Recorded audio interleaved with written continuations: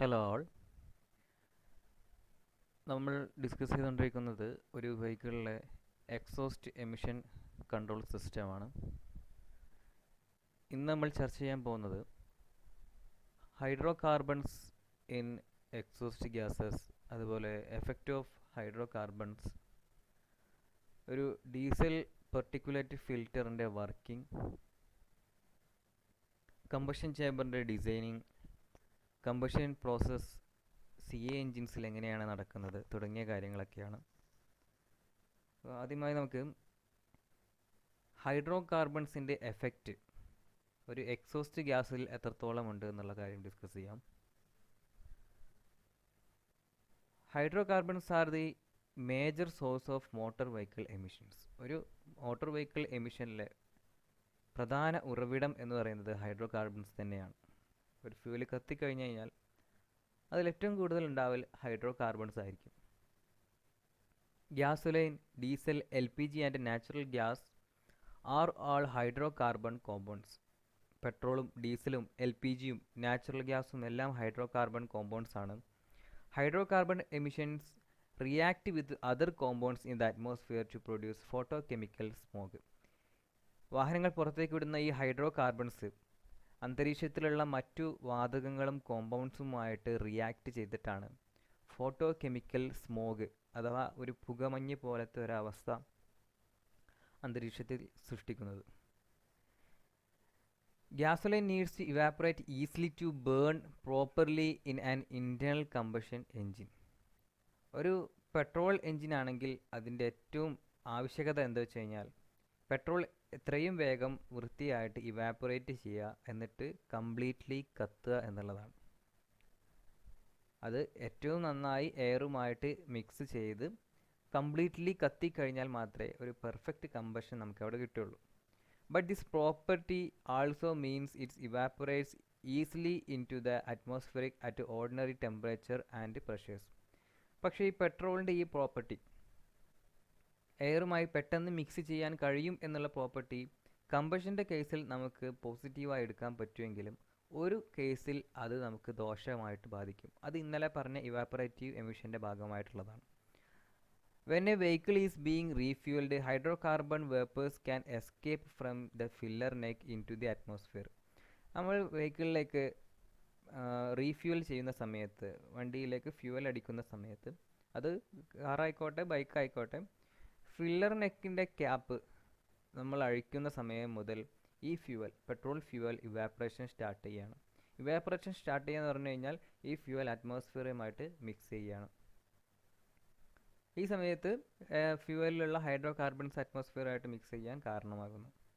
When the vehicle is left in the sun, is temperature increases and fuel evaporates from the tank. അതുപോലെ നമ്മളൊരു പകൽ സമയങ്ങളിൽ ബൈക്കോ കാറോ park ചെയ്തിട്ട് കഴിഞ്ഞ് കഴിഞ്ഞാൽ സൂര്യൻ്റെ ചൂട് കാരണം ഇവാപ്പറേഷൻ സംഭവിക്കുന്നുണ്ട്. അപ്പോൾ പെട്രോൾ ഫ്യൂവൽ നമുക്ക് പെട്രോൾ ഫ്യൂവലുള്ള വണ്ടി വെയിലത്ത് നമുക്ക് നിർത്തിയിട്ട് പോകാനൊക്കെ റിസ്ക് ഉള്ള കാര്യമാണ്.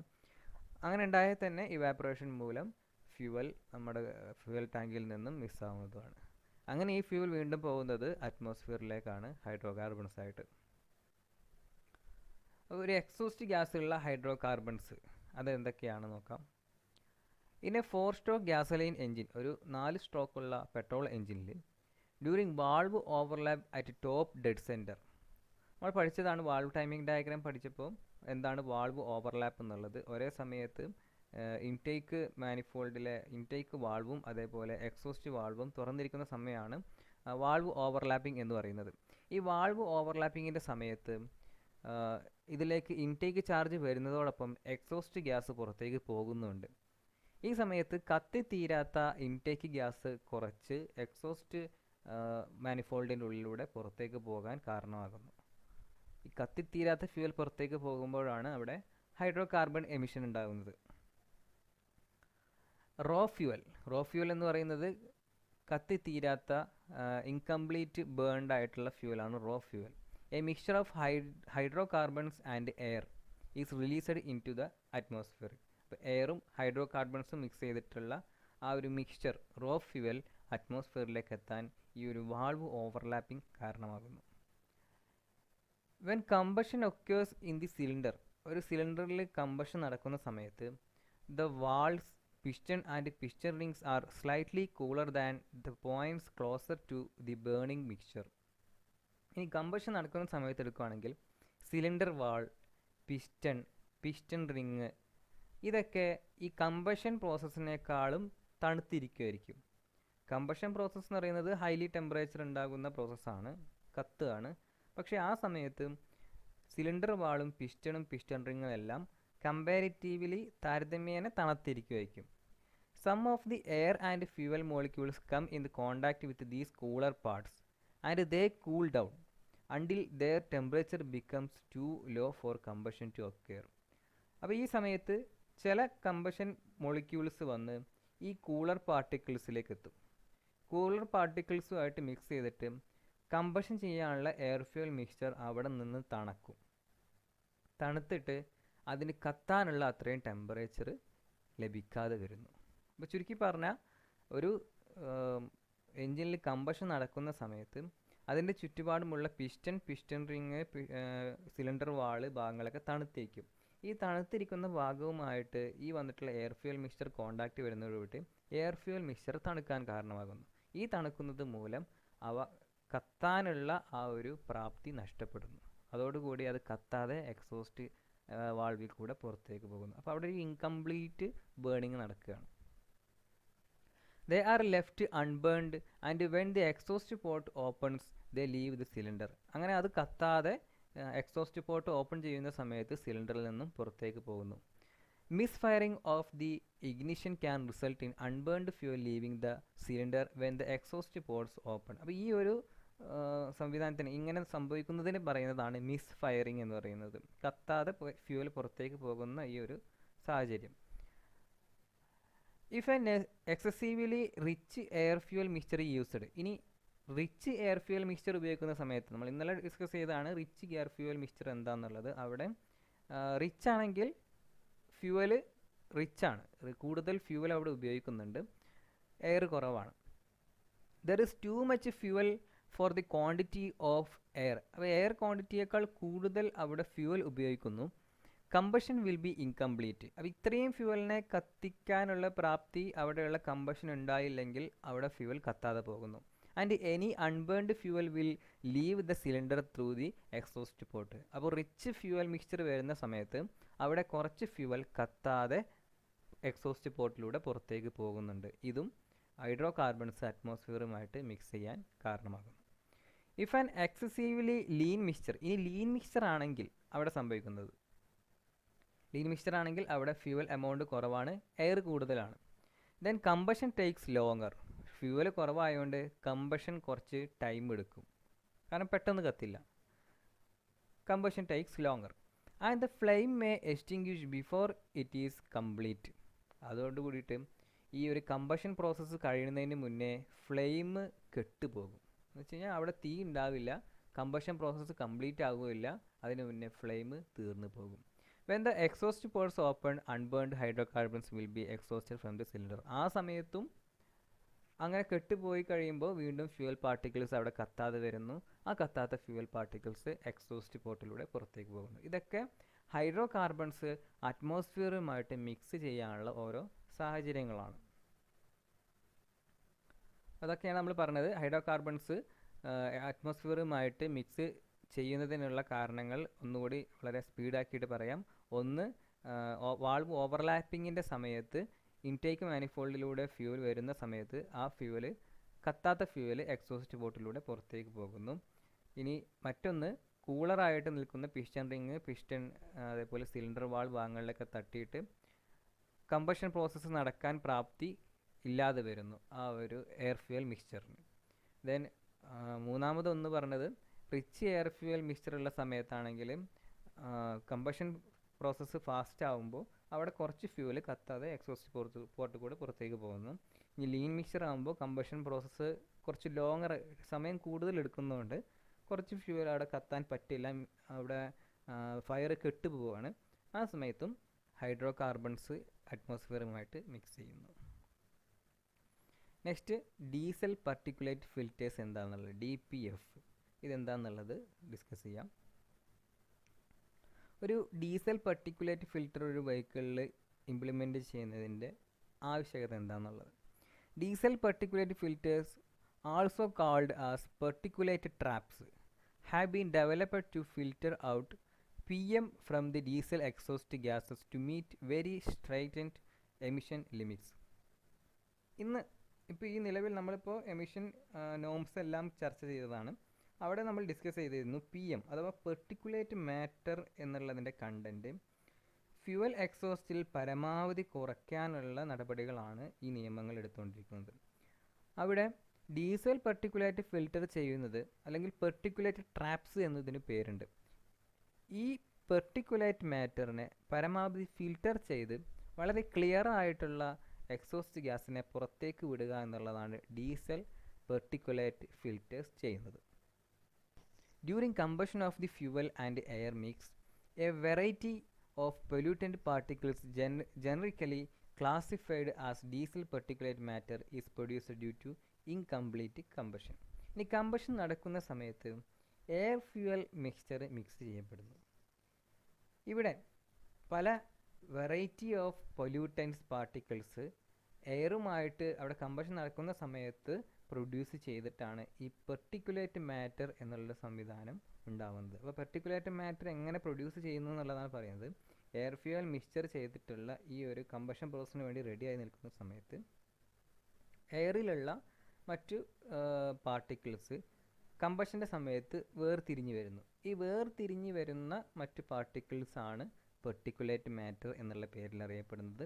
ഇതാണ് അറ്റ്മോസ്ഫിയറിലേക്ക് എത്തിയിട്ട് അവിടെ പൊല്യൂഷൻ ഉണ്ടാക്കുന്നത്. അപ്പോൾ ഇത് ഉണ്ടാകാനുള്ള മെയിൻ കാരണം ഇൻകംപ്ലീറ്റ് കമ്പഷനാണ്. കംപ്ലീറ്റ്ലി കത്തുന്ന സമയത്ത് ഒരിക്കലും ഈ പെർട്ടിക്കുലേറ്റ് മാറ്റർ അവിടെ ഉണ്ടാകുന്നില്ല. ഇനി ഒരു ഡീസൽ പെർട്ടിക്കുലേറ്റ് ഫിൽറ്ററിൻ്റെ working. Alumina coated wire mesh, ceramic fibre, porous ceramic monoliths etc. have been studied as filtration media. ഇവിടെ DPF അഥവാ ഡീസൽ പെർട്ടിക്കുലേറ്റ് ഫിൽറ്ററിൽ ഉപയോഗിക്കുന്ന മെറ്റീരിയൽ എന്ന് പറയുന്നത് ഒന്നെങ്കിൽ അലുമിന കോട്ടഡ് വയർ മെഷ് ഉപയോഗിക്കും, അല്ലെങ്കിൽ സെറാമിക് ഫൈബർ ഉപയോഗിക്കും, അല്ലെങ്കിൽ പോറസ് സെറാമിക് മോണോലിത്സ് ഉപയോഗിക്കും. ഇത് ഇമ്പോർട്ടൻ്റ് ആണ്. ഈ മെറ്റീരിയൽസ് ഓർമ്മയിലുണ്ടാവുക, എക്സാമിന് ചോദിക്കും. Presently ceramic monoliths of honeycomb type structure is used to trap the particulate matter as the gas flows through its porous walls. അപ്പോൾ ഈ പോറസ് വാൾസിൻ്റെ ഉള്ളിലൂടെയാണ് എക്സോസ്റ്റ് ഗ്യാസുകൾ പാസ് ചെയ്യുന്നത്. എക്സോസ്റ്റ് ഗ്യാസ് പാസ് ചെയ്തിട്ട് പുറത്തേക്ക് പോകുമ്പോഴേക്കും ഇത് ക്ലീൻ എക്സോസ്റ്റ് ഗ്യാസ് ആയിട്ട് പോകും. ഇവിടെ ഈ പോറസ് സെറാമിക് വാളിൻ്റെ സ്ട്രക്ചർ എന്ന് പറയുന്നത് ഹണി കോംബ് ടൈപ്പ് സ്ട്രക്ചർ ആണെന്നാണ് പറയുന്നത്. ഹണി കോംബ് ടൈപ്പ് സ്ട്രക്ചർ നമ്മൾ റേഡിയേറ്റർ പഠിച്ചപ്പോൾ അത് അവിടെ ഡിസ്കസ് ചെയ്തിരുന്നു. ഹണി കോംബ് സ്ട്രക്ചർ എങ്ങനെയാണ് വരിക, ഏകദേശം ഒരു തേനീച്ചക്കൂടിൻ്റെ മാതിരി ഹെക്സഗൺ ഷേപ്പിൽ വരുന്ന ആ ഒരു ഷേപ്പിൽ വരുന്ന സ്ട്രക്ചറാണ് ഹണി കോംബ് സ്ട്രക്ചർ എന്ന് പറയുന്നത്. ഇവിടെ പോറസ് സെറാമിക് വാളിൻ്റെ സ്ട്രക്ചർ എന്ന് പറയുന്നത് ഹണി കോംബ് സ്ട്രക്ചർ ആയിരിക്കും. അപ്പോൾ ഇതിലൂടെ എക്സോസ്റ്റ് ഗ്യാസ് വരുന്നു, എന്നിട്ട് ഇവിടെ നിന്ന് ഇത് ഫിൽറ്റർ ചെയ്ത് താഴെ കൂടെ പുറത്തേക്ക് പോകുന്നു. ഇതാണ് അതിൻ്റെ ഫ്ലോ എന്ന് പറയുന്നത്. നോക്കാം. A ceramic honeycomb type particular filter is shown in figure. ഇവിടെ കാണിച്ചിട്ടുണ്ട് particulate filter, honeycomb type ceramic wall ഫിൽറ്ററാണ് ഈ കാണുന്നത്. In these cellular structure alternate cells are plugged at one end and open at opposite end. ഇവിടെ പറയുന്നുണ്ട് ഒരു end open ആണെങ്കിൽ മറ്റേ എൻഡ് ക്ലോസ്ഡ് ആണ്. കണ്ടോ, ഇവിടെ ക്ലോസ്ഡ് ആണ്, ഇവിടെ ക്ലോസ് ആണെങ്കിൽ ഇവിടെ ഓപ്പൺ ആണ്. അപ്പോൾ ഓപ്പോസിറ്റ് എൻഡുകൾ തമ്മിൽ ക്ലോസ്ഡ് ആണ്, അതേപോലെ ഓപ്പോസിറ്റ് എൻഡുകൾ തമ്മിൽ ഓപ്പൺഡും ആണ്. ഇവിടെ നിന്ന് എക്സോസ്റ്റ് ഗ്യാസ് വരുന്നു, എന്നിട്ട് താഴേക്ക് ഇറങ്ങിയിട്ടാണ് എക്സോസ്റ്റ് ഗ്യാസ് പുറത്തേക്ക് പോകുന്നത്. അപ്പോൾ ഇവിടെ വെച്ചിട്ടാണ് ഇതിന് ഫിൽട്രേഷൻ സംഭവിക്കുന്നത്. അപ്പോൾ ഈ സൂട്ട് പാർട്ടിക്കിൾസ്, ഈ കരിപ്പുക കാര്യങ്ങളൊക്കെ ഇവിടെ പറ്റിപ്പിടിക്കുന്നു. ഇവിടെ പറ്റിപ്പിടിച്ചിട്ട് ഇതിൻ്റെ ഉള്ളിലൂടെ ഫിൽറ്റർ ചെയ്തിട്ട് പുറത്തേക്ക് പോകുന്നു. ഇനി ഇതിലൂടെ കയറിയ എക്സോസ്റ്റ് ആണെങ്കിൽ ഇതിൽ കൂടെയും പോകാം, അതേപോലെ താഴെ കൂടെയും പോകാം. പക്ഷേ ഇതിലൂടെ നേരെ ഡയറക്റ്റ് പോകാൻ പറ്റില്ല. ഇതിൽ കൂടെ പാസ് ചെയ്യുന്ന സമയത്ത് ഇതിന് ഫിൽട്രേഷൻ സംഭവിക്കുന്നു, അങ്ങനെ ക്ലീൻ എക്സോസ്റ്റ് ആയിട്ട് പുറത്തേക്ക് പോകുന്നു. The exhaust gas enters the cells that are open at the upstream end and flows through the porous walls to the adjacent cell. അപ്പോൾ എക്സോസ്റ്റ് അതിന് നമ്മൾ പറഞ്ഞ കാര്യം തന്നെയാണ് പറയുന്നത്. എക്സോസ്റ്റ് ഗ്യാസ് എൻ്റർ ചെയ്യുന്നു, പോറസ് വാൾസിൻ്റെ ഉള്ളിലൂടെ പോയിട്ട് ഡൗൺ സ്ട്രീം ആയിട്ട് പുറത്തേക്ക് പോകുന്നു. The adjacent cells are open at the down stream and from where the filtered gas exist to atmosphere. Flow path of gas through walls of the filter is shown in figure. ആ flow പാത്തുകൾ ഈ ഫിഗറിൽ കാണിച്ചിട്ടുണ്ട് എന്നാണ് പറയുന്നത്. ഈ ഒരു path ഈ ആരോ മാർക്ക് ഇട്ടിട്ടുള്ളതാണ് എക്സോസ്റ്റ് ഗ്യാസിൻ്റെ ഫ്ലോ പാത്ത് എന്ന് പറയുന്നത്. ഓക്കെ, ഇനി regeneration of D P F. D P എഫിൻ്റെ റീജനറേഷൻ നമുക്ക് എങ്ങനെ സാധ്യമാക്കാമെന്നുള്ളതാണ്. റീജനറേഷൻ എന്താണെന്നുള്ളത് ഇവിടെ എക്സ്പ്ലെയിൻ ചെയ്യുന്നുണ്ട്.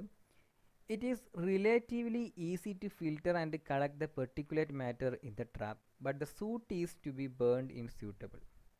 നമുക്ക് പെട്ടെന്ന് തന്നെ ഇപ്പോൾ നമ്മൾ കണ്ടു ഡി പി എഫിൽ എക്സോസ്റ്റ് ഗ്യാസ് ഒരു സൈഡിലൂടെ വരുന്നു, മറ്റേ സൈഡിലൂടെ ക്ലീനാക്കി പുറത്തേക്ക് പോകുന്നു. പക്ഷേ അവിടെ സൂട്ട് എന്നൊരു സാധനം അവശേഷിക്കുകയാണ്. സൂട്ട് എന്ന് പറയുന്നത് ഒരു തരം 2.5 മൈക്രോ ഡയമീറ്ററിനേക്കാളും താഴെയുള്ള മൈക്രോൺസ് ഡയമീറ്ററിനേക്കാളും താഴെയുള്ള ചെറിയ പൊടികളാണ്, തരിപ്പൊടികളാണ്. നമുക്ക് കണ്ണുകൊണ്ട് കാണാൻ പറ്റില്ല, അത് നമുക്ക് പുകയായിട്ടേ കാണാൻ പറ്റുള്ളൂ. പക്ഷേ അത് ചെറിയ തരിപ്പൊടികളാണ്. ഒരു 10 മൈക്രോൺസിന് മുകളിലേക്ക് വന്നു കഴിഞ്ഞാൽ നമ്മൾ അതിന് ആഷ് അല്ലെങ്കിൽ ചാരം എന്നൊക്കെ പറയും. ഈ ചാരത്തിനേക്കാളൊക്കെ വളരെ മൈന്യൂട്ടായിട്ട്, പൊടി എന്നൊരിക്കലും നമുക്ക് പറയാൻ പറ്റില്ല, നമ്മുടെ കണ്ണുകൊണ്ട് കാണാൻ പറ്റാത്ത രീതിയിലുള്ള ആ ഒരു സംഭവമാണ് സൂട്ട് എന്ന് പറയുന്നത്. ഈ സൂട്ടാണ് നമ്മളിപ്പോൾ എക്സോസ്റ്റ് ഗ്യാസിൻ്റെ ഉള്ളിൽ വെടിച്ചു കഴിഞ്ഞാൽ നമ്മുടെ വിരലിൻ്റെ അറ്റത്ത് പറ്റി പിടിച്ചിരിക്കുന്നത് സൂട്ടിൻ്റെ കുറച്ച് അംശമായിരിക്കും. അതാണ് സൂട്ട് എന്ന് പറയുന്നത്. ശരിക്കും അത് കരിയല്ല, വളരെ മൈന്യൂട്ടായിട്ടുള്ള ചെറിയ തരി പൊടികളാണ്.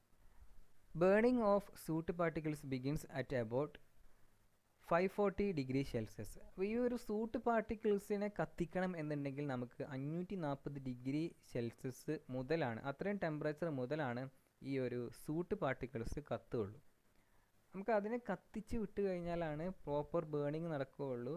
അറ്റ്മോസ്ഫിയറിലേക്ക് ഈ സൂട്ട് പാർട്ടിക്കിൾസ് എത്തിക്കഴിഞ്ഞ് കഴിഞ്ഞാൽ അവിടെ സ്മോക്ക് കാര്യങ്ങളൊക്കെ ഉണ്ടാവും. അപ്പോൾ ആ ഇത് ഒഴിവാക്കാൻ വേണ്ടിയിട്ട് നമ്മൾ ഇതിൻ്റെ ഉള്ളിൽ വെച്ച് തന്നെ കത്തിച്ചിട്ട് പുറത്തേക്ക് വിടുകയാണ്. അതാണ് regeneration of D P F എന്ന് പറയുന്നത്. Such a high exhaust gas temperature do not occur during engine operations for sufficiently long periods of time. അപ്പോൾ ഇത്രയും ടെമ്പറേച്ചർ ഉള്ള ഒരു എക്സോസ്റ്റ് ഗ്യാസ് നമുക്കൊരിക്കലും ഒരു എഞ്ചിനിൽ നിന്നും കിട്ടില്ല. അത്രയും ടെമ്പറേച്ചറിൽ എക്സോസ്റ്റ് ഗ്യാസ് വരുന്നില്ല, 540 ഡിഗ്രി സെൽഷ്യസ് എന്ന് പറയുന്ന ടെമ്പറേച്ചറിൽ. അതേപോലെ ഒരു ലോങ് പീരീഡ് ടൈമിലേക്ക് എക്സോസ്റ്റ് ഗ്യാസിനെ അത്രയും ടെമ്പറേച്ചറിൽ വെച്ച് കഴിഞ്ഞാലും നമുക്ക് പ്രോബ്ലംസ് ആണ്. The diesel exhaust gas temperature in the exhaust pipe typically reach to about 300 degree Celsius only. അപ്പോൾ ഡീസൽ എക്സോസ്റ്റ് ഗ്യാസിൻ്റെ ടെമ്പറേച്ചർ എന്ന് പറയുന്നത് ഒരു 300 ഡിഗ്രി സെൽഷ്യസ് മാത്രമേ ഉണ്ടാവുള്ളൂ. അപ്പോൾ ഇതിനെ നമുക്ക് റീജനറേറ്റ് ചെയ്തിട്ട് വേണം സൂട്ടിനെ ബേൺ ചെയ്യിക്കാൻ വേണ്ടിയിട്ട്. അങ്ങനെ ബേൺ ചെയ്യിക്കാൻ വേണ്ടി 2 മെത്തേഡ്സ് ആണ് ഉപയോഗിക്കുന്നത്.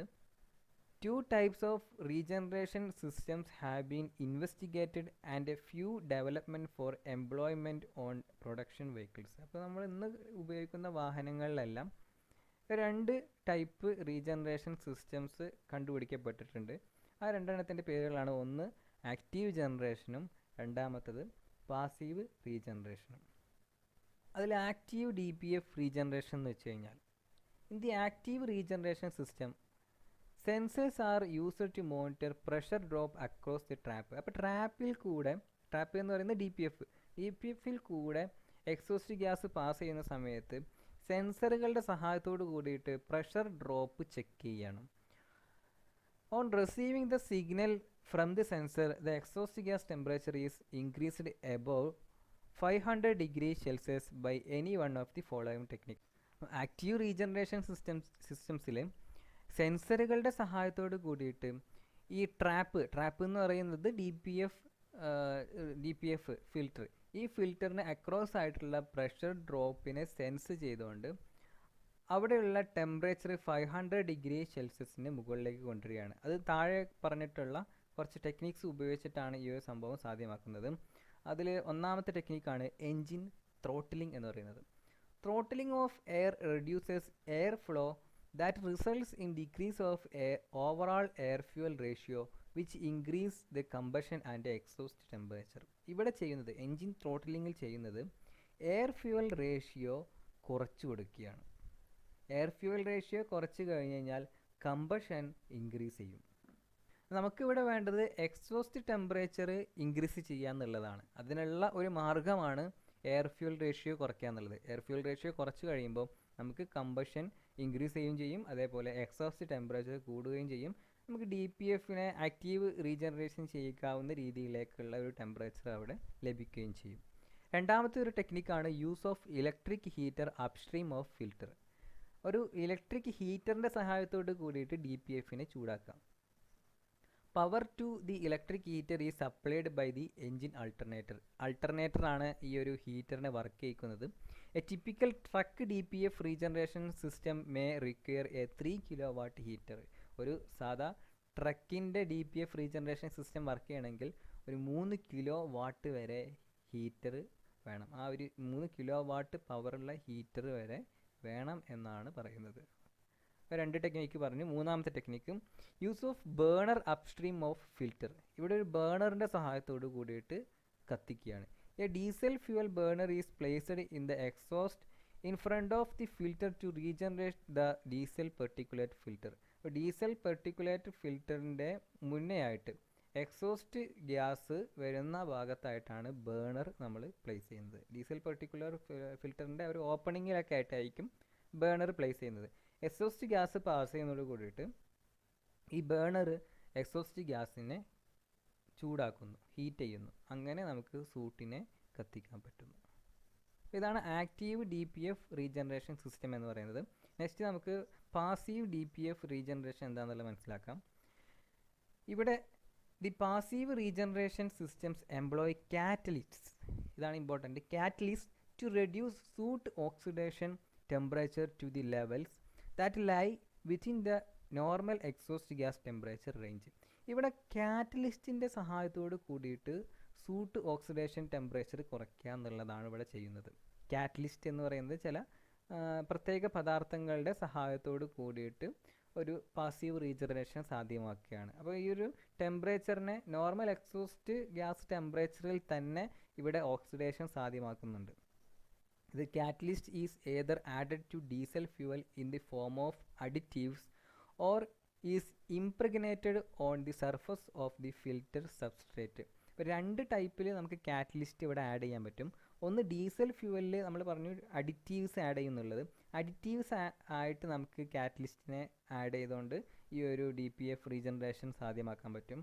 അതല്ല ഇനി ഫിൽറ്റർ സബ്സ്ട്രേറ്റിൻ്റെ സർഫസിൽ ഈ കാറ്റലിസ്റ്റ് നിറച്ചുകൊണ്ടും നമുക്ക് ഈ ഒരു പാസീവ് DPF റീജനറേഷൻ സാധ്യമാക്കാൻ പറ്റും. അപ്പോൾ നമ്മൾ മുമ്പ് പഠിച്ചതായിരുന്നു ഡീസൽ ഫ്യൂവലിലും അതേപോലെ പെട്രോൾ ഫ്യൂവലിലൊക്കെ അഡിറ്റീവ്സ് ആഡ് ചെയ്യുന്നുള്ളത്. അഡിറ്റീവ്സ് ആഡ് ചെയ്യുന്ന സമയത്ത് നമ്മൾ പറഞ്ഞിരുന്നു പൊല്യൂഷൻ കുറയ്ക്കാനുള്ള കുറച്ച് കാര്യങ്ങളും കൂടി അതിൽ ആഡ് ചെയ്യും. ആ കൂട്ടത്തിൽ ഒന്നാണ് കാറ്റലിസ്റ്റ്. ഡീസൽ ഫ്യൂവലിൽ കാറ്റലിസ്റ്റ് ആഡ് ചെയ്യുകയാണെങ്കിൽ പാസീവ് DPF റീജനറേഷൻ പറ്റും നമുക്ക് ഈസി ആയിട്ട്. അതല്ല മറ്റൊരു ടെക്നിക്ക് എന്ന് പറയുന്നത് അതിൻ്റെ ഫിൽറ്റർ സബ്സ്ട്രേറ്റിൻ്റെ സർഫസിൽ ഈ ഒരു കാറ്റലിസ്റ്റ് ഫില്ല് ചെയ്ത് കഴിഞ്ഞാലും DPF റീജനറേഷൻ സാധ്യമാക്കാൻ പറ്റും.